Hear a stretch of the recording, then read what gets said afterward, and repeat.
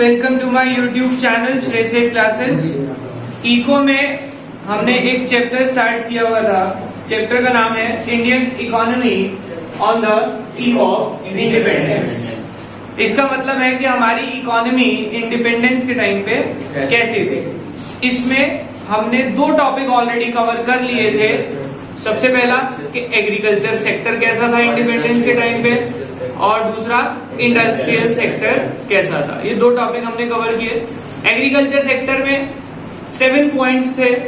Industrial sector में पहला dominance of subsistence farming, उसके 5 पॉइंट, और फिर उसके बाद स्लो या ब्लीक ग्रोथ ऑफ पहला था डीके ऑफ हैंडीक्राफ्ट जिसके 5 पॉइंट थे, और दूसरा था bleak growth of modern industry. ये 2 पॉइंट थे सिर्फ। और पहला एग्रीकल्चर सेक्टर में कैसा था उस टाइम पे, इंडिपेंडेंस के टाइम पे, उसके 7 पॉइंट्स थे। हाँ, आदित्य बताएगा जी, बोलो। लो प्रोडक्शन एंड प्रोडक्टिविटी और मौसम dominance of subsistence farming. Okay. Between tillers of the soil और owner of the soil. Okay. और एक होता land holding, small and fragmented land holding और land revenue under British Raj. Okay. और forced commercialization of subsistence farming. एक भी second point रह गया। अच्छा, ये पता सेकंड रह गया। हाँ सर, इसमें मौसम के ऊपर है कि बैड वेदर होगा तो क्रॉप हमारी खराब होगी। मौसम के ऊपर है। High degree of uncertainty. पढ़ा नहीं था लेकिन सोच सोच के बता दिया। पढ़ा था। अच्छा, चलो आगे। डीके ऑफ हैंडीक्राफ्ट में 5 पॉइंट्स थे। किसे याद है बताओ? आप बताओ। Discriminatory tariff policy, disappearance of princely courts, और न्यू पैटर्न ऑफ डिमांड। ठीक है, new pattern of demand, competition from, आप बताओ। New pattern of demand, disappearance of princely courts, competition from foreign made goods, new pattern of demand, और introduction of railways and चलो बाकी दोनों topic जो बचे हुए हैं वो अनंत सुनाएगा। कौन कौन से बचे बेटा 2 टॉपिक बताओ बेटा, कौन कौन से 2 टॉपिक बचे हैं? कौन से बचे? टोटल कराए 2 थे, दोनों सुन लिया। इधर देखो, इसलिए बोलता हूँ चुपचाप बैठ के ना सुन लिया करो जब कोई और आंसर सुना रहा है। हमने 2 टॉपिक कवर किए हैं इस चैप्टर में आगे अभी तक। आगे चलते हैं। अगला है foreign trade under British rule. जब ब्रिटिशर्स ने इंडिया में रूल किया तो इंडिया का फॉरेन ट्रेड कैसा था? Foreign trade under British rule. अब ध्यान से समझेंगे। चैप्टर का अगर सीक्वेंस बनाएंगे तो बहुत इजी हो जाएगा। पहला एग्रीकल्चर सेक्टर कैसा था, दूसरा इंडस्ट्रियल सेक्टर कैसा था। अब बता रहे हैं फॉरेन ट्रेड कैसा था जब ब्रिटिशर्स इंडिया में रूल करके गए। उस टाइम पे हम एक्सपोर्ट और इंपोर्ट करते थे, क्योंकि फॉरेन ट्रेड की बात हो रही तो ऑब्वियसली एक्सपोर्ट इंपोर्ट की बात होगी। हम एक्सपोर्ट क्या करते थे? रॉ मटेरियल या प्राइमरी गुड्स, और इंपोर्ट क्या करते थे? Finish products. फिनिश प्रोडक्ट इसका मतलब हम इंडिया में बनाते ही नहीं थे, हम सिर्फ सोर्स ऑफ रॉ मटेरियल थे। तो देखो क्या है, पहला exporter, net exporter of primary goods, primary goods and importer of finish goods. इसका मीनिंग तो शायद आप सबको हेडिंग से ही समझ आ गया होगा कि हम एक्सपोर्ट करते थे क्या? Primary goods. Primary goods like cotton, wheat, ये सब चीजें, वो आपका इंडिगो, हम ये सब एक्सपोर्ट करते थे, यानी कि इनपुट्स, रॉ मटेरियल हम एक्सपोर्ट करते थे और वहां से फाइनल गुड्स बन के इंडिया में वापसी आता था। इसका मतलब हमारे यहाँ पे प्रोडक्शन यूनिट्स तो थी ही नहीं। देखो क्या लिखते हैं, पढ़ते हैं। Under British rule India become the net exporter of raw material and primary product like wool, jute, Indigo, sugar, cotton etcetera. On the other hand it becomes the net importer of finish goods like woollen clothes, cotton clothes, silk etcetera. The pattern of export and import reflects, क्या reflect करता है? Backwardness of Indian economy. इससे पता लगता है कि हमारी economy इतनी ज्यादा बैकवर्ड हो गई थी कि हम अपने यहाँ पे कोई भी चीज फाइनल गुड्स में प्रोड्यूस नहीं कर पा रहे थे। हम सिर्फ प्राइमरी प्रोडक्ट्स को ग्रो करते थे और उन्हें भेज देते थे प्रोडक्शन के लिए, कहीं और किसी और देश में होती थी, वहां से फाइनल गुड्स हमें खरीदने पड़ते थे। दूसरा, monopoly control of India foreign trade. हम सब जानते हैं मोनोपोली का मतलब क्या होता है। Yes, sir. क्या होता है? एक ही पर्सन के हाथ में आ जाए। मोनोपोली ऑफ इंडिया के फॉरेन ट्रेड की मोनोपोली किसके हाथ में होगी? वो तो हमें चैप्टर की शुरुआत से ही पता चल गया था। इस सारा का सारा फॉरेन ट्रेड कंट्रोल कौन कर रहा था? ब्रिटिशर्स। देखो क्या लिखते हैं, the Britishers control India's foreign trade in such a way that more than 50% of India's trade was directed towards great Britain. कह रहे इंडिया का 50% से ज्यादा ट्रेड किसके साथ होता था? ग्रेट ब्रिटेन के साथ। Export was of primary product and import was of finish good. और उसमें भी एक्सपोर्ट प्राइमरी का था और इंपोर्ट फाइनल गुड्स का था। समझ आ गई बात? और जिसमें से कितना परसेंट किसके साथ रहता था? 70 नहीं, मोर देन 50% ट्रेड किसके साथ होता था? ग्रेट ब्रिटेन के साथ। समझ आ गई बात? आगे चलते हैं। Third point, surplus trade. Surplus का मतलब तो आप सब समझते हैं, ज्यादा। अब बेटा ट्रेड की बात हो रही है, अभी हमने पढ़ा था ट्रेड में जब हम फॉरेन ट्रेड करते हैं तो एक्सपोर्ट इंपोर्ट होता है, और एक्सपोर्ट इंपोर्ट में सरप्लस कब आता है? विच इज मोर, एक्सपोर्ट और इंपोर्ट? एक्सपोर्ट। सरप्लस तो तभी आएगा, अभी पढ़ के आ रहे हैं पूरा चैप्टर। तो सरप्लस ट्रेड तो हो रहा था, यानी कि एक्सपोर्ट ज्यादा था, पर इससे फायदा किसका हो रहा था? But only to benefit to Britishers. पर फायदा सिर्फ किसका हो रहा था? ब्रिटिशर्स। समझ आ गई बात? तो देखो पढ़ते हैं क्या लिखा है। During British rule Indian export were greater than import. India से जो एक्सपोर्ट था वो इंपोर्ट से ज्यादा था, which leads to surplus of balance of trade, जिससे बैलेंस ऑफ ट्रेड में सरप्लस आता था क्योंकि एक्सपोर्ट ज्यादा था। But this surplus was because of export of primary goods due to which Britishers were benefited. दोबारा से पढ़ते हैं। कह रहे पहली लाइन में लिखा है कि इंडिया का जो फॉरेन ट्रेड था उसमें एक्सपोर्ट ज्यादा था और इंपोर्ट कम था। That is why it is surplus of balance of trade, और उस सरप्लस से जो बेनिफिट हो रहा है, but this surplus was of because of export of primary goods due to which benefit was given to Britishers. Exporting primary product is a sign of economic backwardness. कह रहे हैं जो आप एक्सपोर्ट कर रहे हैं ना प्राइमरी गुड्स को, ये शो करता है कि हमारी इकोनॉमी क्या है?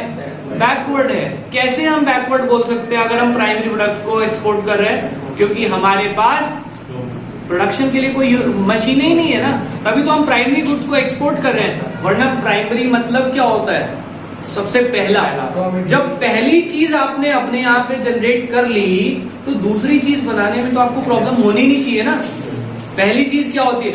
सब देशों के पास कमी थी रॉ मटेरियल की, हमारे पास रॉ मटेरियल बहुत था। हमारे पास क्या नहीं था? प्रोडक्शन यूनिट्स नहीं थी, and that shows that Indian economy was backward at that time. उस टाइम पे हमारी इकोनॉमी बैकवर्ड थी। Is it okay? आगे चलते हैं। ये हमारा खत्म हो गया foreign trade under British rule. तो ब्रिटिशर्स के टाइम पे हमारा फॉरेन ट्रेड तीन चीजों में था। पहला, net exporter of primary goods and importer of finish goods. दूसरा, monopoly of India's foreign trade. India का फॉरेन ट्रेड में जो थी मोनोपोली थी। किसकी मोनोपोली थी? ट्रेड में सरप्लस तो था, बट उससे फायदा किसका होता था? सिर्फ और सिर्फ ब्रिटिशर्स का, क्योंकि हमारा जो एक्सपोर्ट था सारा जाता कहाँ था? ग्रेट ब्रिटेन में जाता था, और वो भी किसका? प्राइमरी गुड्स का सारा। आगे चलते हैं। Occupation structure on the eve of independence. ध्यान से समझना बेटा topic. Occupation structure on the eve of independence.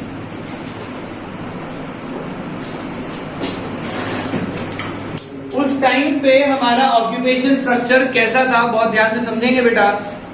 3 point है इसमें भी। सबसे पहला, agriculture the main source of occupation, the principal source of occupation, यानी कि हमारे देश में मैक्सिमम लोग किस एक्टिविटी में इन्वॉल्व थे? एग्रीकल्चर। एग्रीकल्चर में इन्वॉल्व होने का मतलब क्या है कि हमारा देश सिर्फ और सिर्फ प्राइमरी गुड्स ही प्रोड्यूस कर रहा है, कोई भी मैन्युफैक्चरिंग नहीं कर रहा। हमारे यहाँ पे मोर देन 72% पॉपुलेशन एग्रीकल्चर में एंगेज थी, जबकि अगर हम डेवलप्ड नेशंस की बात करें तो वहां सिर्फ 2%। देखो डिफरेंस कितना ज्यादा है। On the eve of independence 72.7% of the working population was engaged in agriculture. This percentage was high as compared to advanced countries like England and US and America, where only 2% of the population is engaged in agriculture. हमारे यहाँ पे 72.7 और वहां पे सिर्फ 2%। तो यहाँ से पता लगता है कि हमारा देश पूरी तरह से किस पे डिपेंडेंट हो गया था? एग्रीकल्चर पे। इसलिए हेडिंग क्या है? Agriculture the principal source of occupation, यानी कि पैसा कमाने का एक मेन जरिया सिर्फ हमारे पास क्या रह गया था? एग्रीकल्चर। सेकंड पॉइंट पढ़ते हैं, industries N insignificant source of occupation. दूसरा पॉइंट इन्होंने कहा इंडस्ट्रीज जो है एन इनसिग्निफिकेंट। इनसिग्निफिकेंट का मतलब क्या है बताएगा कोई? सिग्निफिकेंट का मतलब क्या होता है? इंपॉर्टेंट। ये इनसिग्निफिकेंट यानी कि ये हमारे लिए ज्यादा इंपॉर्टेंट नहीं रही थी, क्योंकि हमारे देश में इंडस्ट्रीज नहीं थी। हमारे यहाँ पे सिर्फ और सिर्फ वर्किंग पॉपुलेशन के 9% लोग इसमें थे, जबकि हम डेवलप्ड नेशंस की बात करें वहां पे 32 से लेके 42% तक लोग इंडस्ट्रीज में एंगेज हैं, क्योंकि इंडस्ट्रीज में प्रोडक्शन होती है, प्रोडक्शन से देश का जीडीपी बढ़ता है और इकोनॉमी डेवलप होती है, और हमारे देश में यही नहीं था। ये हमारा स्ट्रक्चर था उस टाइम पे। देखो क्या लिखते हैं, on the eve of independence only 9% of working population was engaged in manufacturing industries like mining etc, whereas in advanced country like USA it was 32% and England it was 42% etc. This shows backwardness of industrialization in India. इससे पता लगता है कि India industrialisation में कितना ज्यादा backward था। तो दोनों पॉइंट में अगर डेटा मुझे याद है ना तो बहुत इजीली याद हो जाएगा कि एग्रीकल्चर इंडिया में मोर देन 72.7%, मोर देन 72 नहीं 72.7% of the population was engage और 2% इन डेवलप्ड कंट्री। इंडिया में 9%, या हम कहेंगे यूएसए में 32, इंग्लैंड में 42। ठीक है, अब कहते हैं लास्ट पॉइंट लिखा है ऑक्यूपेशन स्ट्रक्चर का, अनबैलेंस्ड ग्रोथ। अनबैलेंस्ड ग्रोथ का मतलब क्या है बेटा यहाँ पे कि हमारी इकोनॉमी में जो 3 सेक्टर है, प्राइमरी सेकेंडरी टर्सरी, तीनों में जो ग्रोथ थी ना उसमें कोई बैलेंस नहीं था। एक बहुत ज्यादा एक बहुत कम। वो तो हमने शुरू के 2 पॉइंट में पढ़ ही लिया कि एग्रीकल्चर में बहुत ज्यादा लोग एंगेज हो गए हैं और इंडस्ट्रीज में बहुत कम। तो ग्रोथ जो होगी वो बैलेंस होगी, कभी भी बैलेंस नहीं हो सकती। देखो क्या लिखते हैं, the growth in India is said to be unbalanced because all 3 sectors of the economy are not equally developed, क्योंकि सारे equally developed नहीं थे। Secondary and tertiary sector were in their infant stage of growth, यानी कि उन्होंने growth बस start ही करी थी, अभी तक उन्होंने कोई भी अच्छी ग्रोथ शो नहीं करी थी। तो हमारे दोनों टॉपिक कवर हो गए, समझ आ गया आपको सबको। लास्ट टॉपिक आज का कवर करते हैं, what are the positive impact of British rule in India. Topic क्या है? पॉजिटिव इम्पैक्ट, यानी कि जब ब्रिटिशर्स इंडिया में आके गए थे, उनके जाने के बाद हमें क्या क्या अच्छी चीजें मिली। Positive impact of British rule in India. क्या क्या पॉजिटिव इम्पैक्ट थे इसके? एक मिनट, पॉजिटिव इम्पैक्ट्स का मतलब क्या है कि हमारे देश को क्या क्या फायदे हुए। पहला पॉइंट लिखा है कमर्शियलाइजेशन ऑफ एग्रीकल्चर। इसका मतलब समझते हैं बेटा कि ब्रिटिशर्स के आने से पहले जो हमारे फार्मर्स थे वो एग्रीकल्चर को सिर्फ सोर्स ऑफ सब्सिस्टेंस मानते थे कि हम खेती करेंगे अपने सर्वाइवल के लिए, अपनी फैमिली को खाना देने के लिए, बट वो उससे कभी भी पैसा कमाने की नहीं सोचते थे। बट जैसे ही ब्रिटिशर्स यहां से गए, उन्होंने एक चीज सिखा दी थी किसानों को कि आप इससे पैसा कमा सकते हैं। आप इससे पैसा कमा सकते हैं क्यों? क्योंकि उन्हें पता लगा था इंडिगो जैसी क्रॉप उगा के हम पैसा कमा सकते हैं। अब फार्मर्स ने क्या करना शुरू कर दिया? अब फार्मर्स खेती उस चीज की नहीं करते जिस चीज की जरूरत हो, अब वो उस चीज की खेती करने लगे जिसके मार्केट में रेट अच्छे मिलेंगे। तो लोगों की सोच में बदलाव आया था उनकी वजह से। तो हम हेडिंग क्या लिख रहे हैं? Commercialisation of agriculture. कमर्शियलाइजेशन का मतलब क्या होता है बेटा? कोई चीज जिससे आप पैसा कमाने वाले हैं उसको कमर्शियल कर दिया। Commercialisation of agriculture. पढ़ते हैं, देखो क्या लिखा है। The Britishers change the outlook of farmer from subsistence farming to commercial farming. अब वो सब्सिस्टेंस की बजाय कमर्शियल फार्मिंग में आ गए। The farmer started considering the market price of the produce before taking production decisions. क्या प्रोडक्शन करनी है वो डिसाइड करने से पहले वो उसका मार्केट प्राइस देखने लगे कि ये चीज मार्केट में कितने की बिकेगी। अगर उन्हें लगा कि इसका अच्छा रेट चल रहा है तो ही वो उसे प्रोड्यूस करते हैं। Next point, new opportunities of employment. ध्यान से समझना बेटा, ब्रिटिशर्स की वजह से इंडिया में बहुत सारी तरह की एम्प्लॉयमेंट यानी कि जॉब अपॉर्चुनिटी जनरेट हुई थी। जैसे कि उन्होंने एक सेगमेंट लॉन्च किया था रेलवेज में सबसे ज्यादा जॉब निकलती है। और कुछ सेक्टर्स उन्होंने डेवलप करे जहां पे लोगों को नई नई जॉब अपॉर्चुनिटीज मिली। पढ़ते हैं, देखो क्या लिखा है। The Britishers introduce and spread railways and roadways which helps in promotion of cultural social values among different part of the country। कह रहे इस वजह से हमारे देश में सोशल और कल्चरल वैल्यू प्रमोट हुई थी हर कॉर्नर ऑफ द कंट्री में। कैसे आप समझ सकते हैं? हम देखते हैं आज हम जिस लोकेशन पे हैं यहाँ पे हर फेस्टिवल सेलिब्रेट होता है। आप चाहे उसमें होली, दिवाली, ईद, गुरुपुरब या आप कहें वाल्मीकि जयंती, क्रिसमस, सब सेलिब्रेट हो रहा है। क्या आपको लगता है कि ये हमारे एरिया के फेस्टिवल्स हैं? नहीं। पहले क्या होता था कि अगर आपको गुरुपुरब मनाना है, पंजाब की साइड में जाएंगे आप हाँ बेटा, ऑब्वियसली कम्युनिटी डिस्ट्रीब्यूटेड थी। जब वो प्रिंसली कोर्ट्स थी, राजा महाराजाओं की जब प्रथाएं थी, तो वो अपने अपने एरिया में अपना अपना सेलिब्रेट करते थे अपना फेस्टिवल।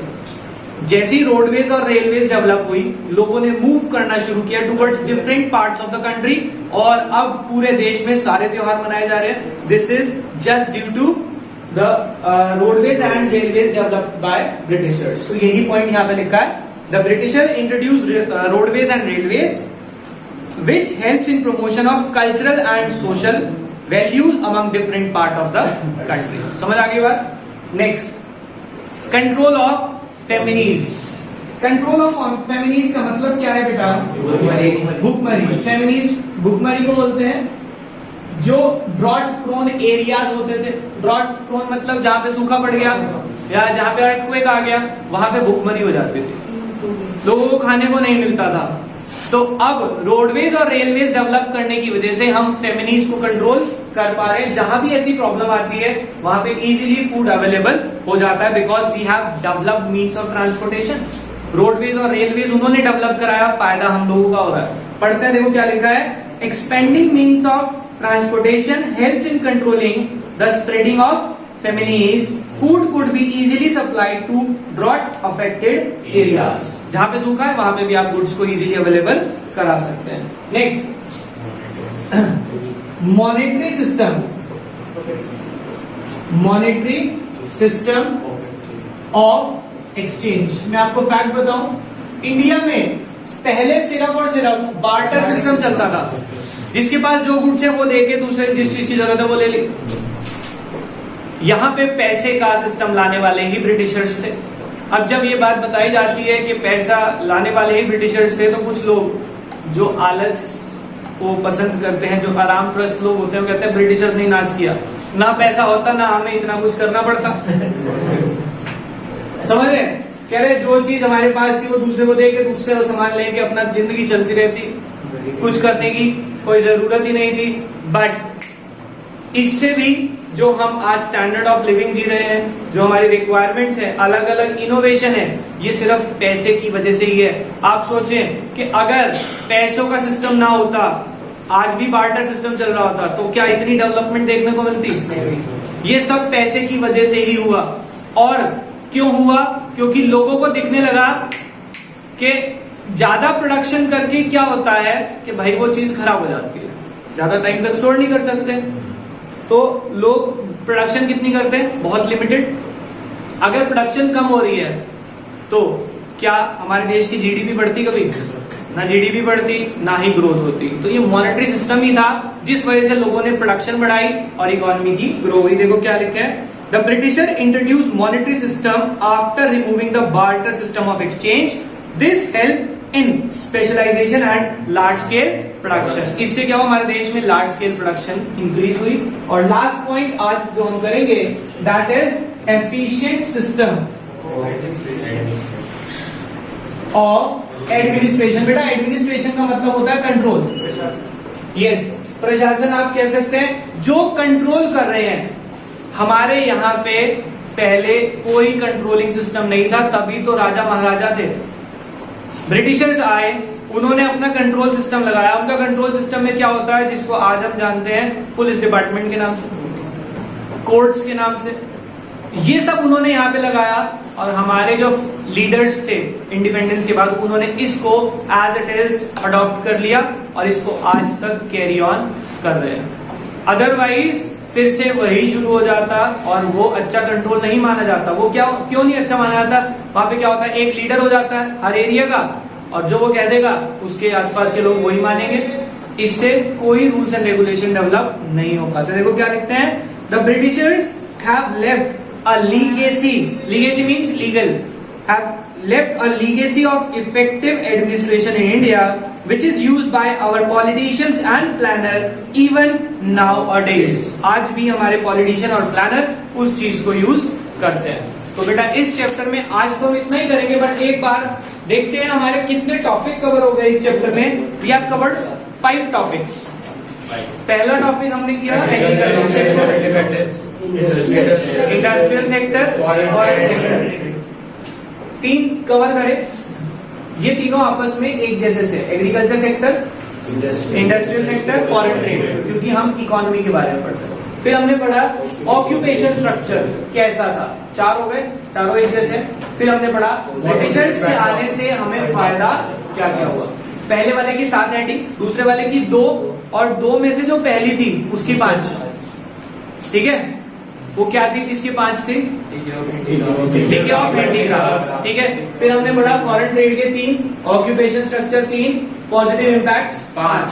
प्लीज इस चैप्टर की समरी साथ साथ बना लो, बहुत इजी हो जाएगा चैप्टर। बाकी करते हैं नेक्स्ट क्लास में। अभी के लिए बाय बाय।